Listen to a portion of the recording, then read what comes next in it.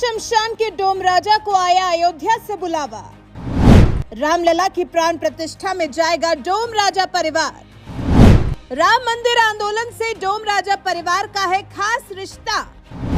महादेव के बाद डोम राजा परिवार को मिला खास न्योता।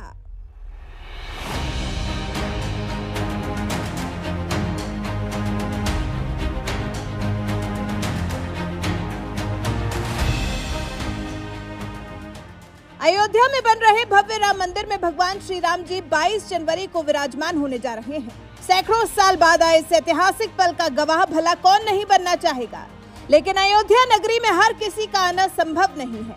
इसलिए प्राण प्रतिष्ठा के लिए देश के गणमान्य लोगों को ही बुलाया जा रहा है, फिर वो चाहे दिग्गज साधु संत हो या फिर देश के प्रधानमंत्री नरेंद्र मोदी, जिन्हें प्राण प्रतिष्ठा के लिए मुख्य यजमान बनाया गया है। लेकिन ये बात भला कौन भूल सकता है कि राम मंदिर निर्माण में राजा से लेकर रंक तक तमाम राम भक्तों ने योगदान दिया है। इसलिए राम मंदिर के उद्घाटन में भी राजा से लेकर रंक तक सबको न्योता भेजा जा रहा है। बात महादेव की काशी की करें तो धर्मनगरी काशी में पत्नी के साथ आने के लिए सबसे पहला न्योता काशी के राजा बाबा विश्वनाथ को दिया गया है, तो वहीं दूसरा न्योता महाशमशान के डोम राजा परिवार को दिया गया है, जिसका काम है शमशान घाट में आने वाले शवों को जलाने के लिए अग्नि देना।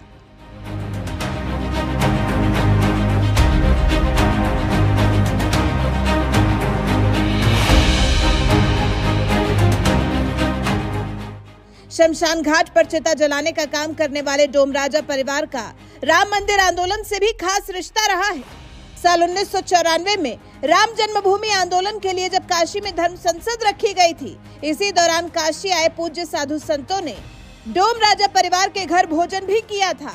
और अब जब अयोध्या में भव्य राम मंदिर बनकर तैयार हो गया है, 22 जनवरी को इसी राम मंदिर में प्राण प्रतिष्ठा होने जा रही है, तो काशी के डोम राजा परिवार को भी याद किया गया है। जी, अपना परिचय दे दीजिए।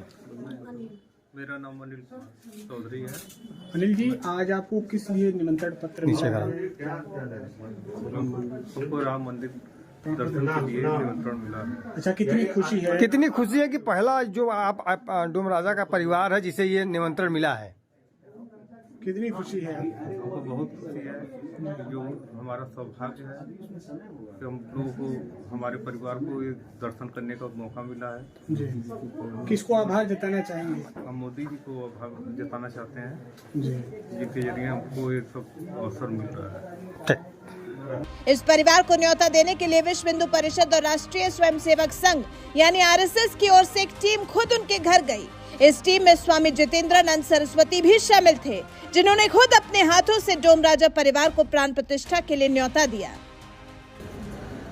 काशी में सपत्नीक प्रथम निमंत्रण काशी विश्वनाथ देवाधिदेव महादेव को, और उसके बाद काशी के डोम राजा को सपत्नीक यह आमंत्रण दिया गया है, जिसको संघ विश्व हिंदू परिषद के कार्यकर्ता और श्री राम जन्मभूमि तीर्थ क्षेत्र ट्रस्ट की तरफ से अखिल भारतीय संत समिति के महामंत्री के नाते हम निमंत्रण लेकर के आए। स्वाभाविक है, श्री राम जन्मभूमि के इस आंदोलन में राजा से लेकर के रंक तक सबने योगदान किया, और काशी में तो भिखारियों ने तक राम जन्मभूमि की निधि समर्पण में भागीदारी की। इसलिए काशी के राजा बाबा विश्वनाथ और श्मशान के राजा डोम राजा, इन दोनों को समान रूप से हमने निमंत्रित किया है।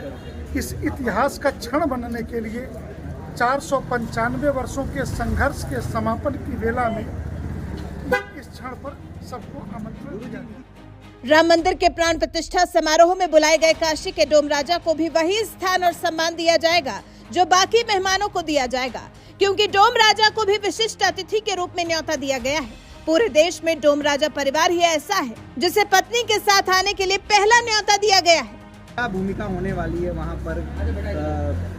किस तरह से विशिष्ट आमंत्रित हमारे अतिथि हैं, और जो सारे अतिथियों की भूमिका है वही इनकी भी भूमिका है। पहला जैसे कि आपने कहा कि परिवार को निमंत्रण दिया गया, तो इसके आगे फिर भी ये और परिवारों को दिया जाएगा? नहीं, काशी में नहीं, देश में जैसे चीफ जस्टिस, सेनाओं के रिटायर्ड जनरल, ऐसे सपरिवार आमंत्रित, मतलब सुप्रीम कोर्ट के एक्स चीफ जस्टिस, तो वो भी उन्होंने सपत्नी मांगे तो जो सपत्नीक जिनके ऐसे थे पदों पे, तो उसी काशी में ये पहला निमंत्रण है जो पूरे परिवार को एक साथ दिया गया। पूरे सपत्नीक दिया गया। परिवार और सपत्नीक में अंतर है जी।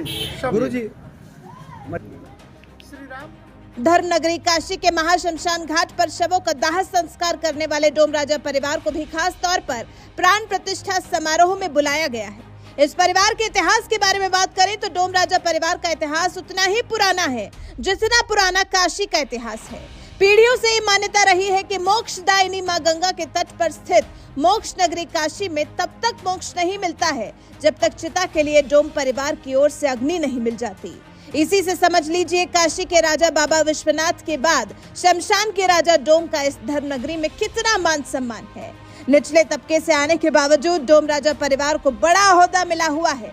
इस परिवार के बारे में भी यही कहा जाता है कि काशी का नाम जब आनंद वन हुआ करता था उस वक्त माता पार्वती भगवान शिव के साथ मणिकर्णिका घाट आई थी।